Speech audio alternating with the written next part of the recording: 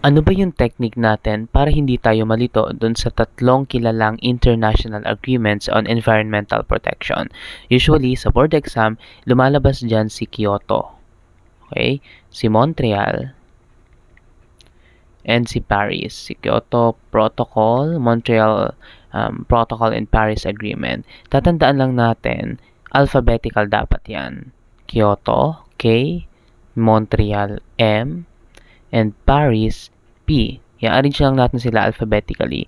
And then, dito sa second column, ilalagay ko dito si greenhouse gases. Kasi yan yung concern ng Kyoto Protocol. Ang Montreal naman, concern dyan sa ozone depletion. And si Paris Agreement, concerned naman to sa reduction ng global temperature. Okay? Ito, alphabetical lang din. G, O, T. So again, para i-recall natin or i-retrieve yung information on international agreements on environmental protection, i-arrange lang natin alphabetically ito. Okay? And then, i-arrange din natin to alphabetically. Greenhouse gases, ozone, and temperature. Again, ang Kyoto Protocol, concerned sila sa greenhouse gases. Ang Montreal, concerned sa ozone depletion.